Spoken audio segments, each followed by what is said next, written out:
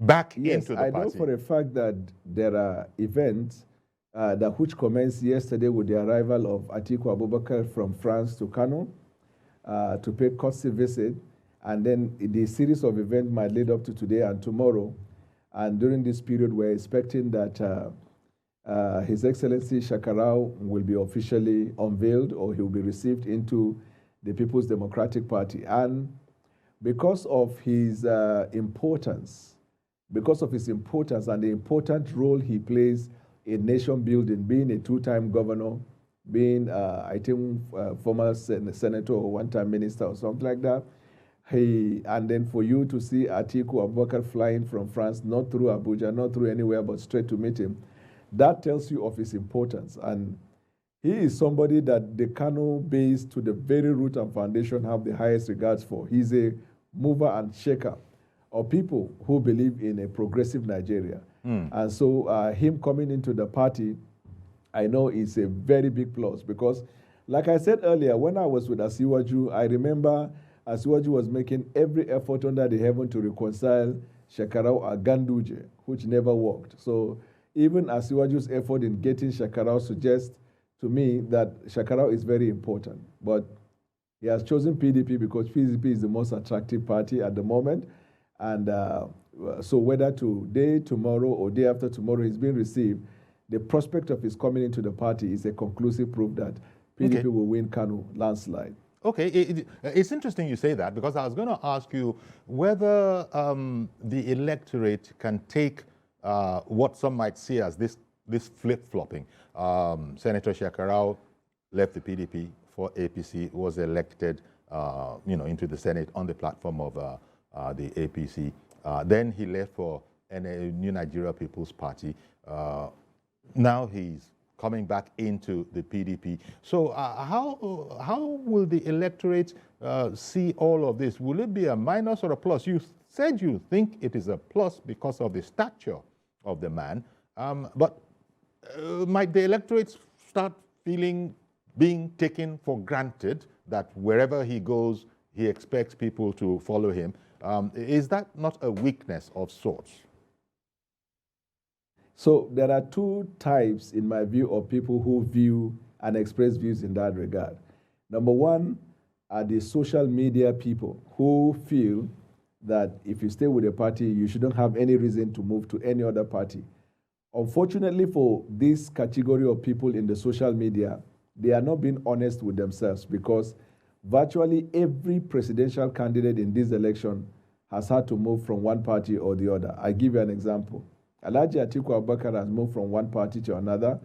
Asiwaju Bola Ahmed Tinubu was in AD, then AC, then ACN, and now APC.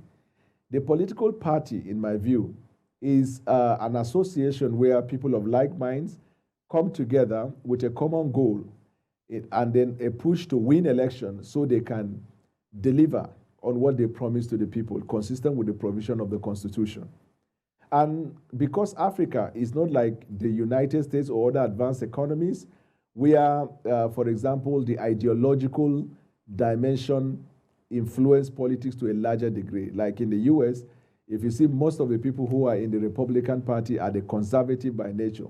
Somebody even pushed it further and said there are people who have deep belief system about religion, about faith and everything, because Republican Party tend to tend in that direction. The Democrats are people who believe in liberal democracy, liberality. But these are the other extremes. The other part that relates to policy and economy is that the Republican Party are party that believe in free market economy. They believe that the government should not keep interfering through regulations. They believe that the government should also not regulate people's lives. Government must respect right to religion. They believe in the supremacy of America, and then you go on and on. The Democrats believe that America is no man's land and anybody can come to America to achieve the American dream. They believe you have to tax the rich in order to even economic activities so that the middle class will be strengthened. Those who are below the middle class level will be given intervention. So if you see even in our Nigeria today, you will see that APC tend to think towards the, what you call the Democratic Party, while PDP tilts towards the Republican Party, in the sense that PDP believe in free market economy. They believe in private sector participation in the economy. APC believed that everybody is poor, government has to throw handouts here and there. Now, then the movement of individual, it is based, number one, not quite on how you were his belief saying system it. about the character of the people he's joining up to. Right, go ahead. I was going to say that's not quite how you were saying it when you were on the other side, but maybe this is part of politics. We're going to come to that.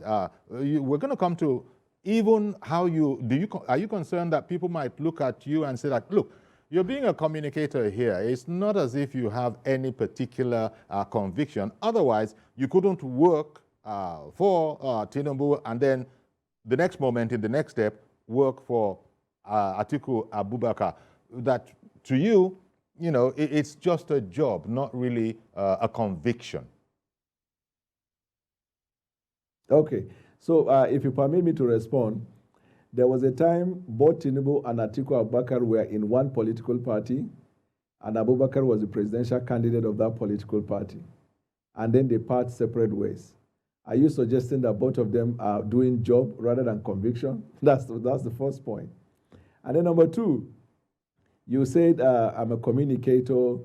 Let me tell you my conviction. Yeah. Since you push it that way. I try to avoid that, but because I felt there are bigger issues to talk about going to the election. But since you raised it, it's good I say that this is my first time in your program and talk about conviction. My conviction is that the nation Nigeria consists of multiplicity of faith, background, cultural belief system, and inequality in the system. Mm-hmm.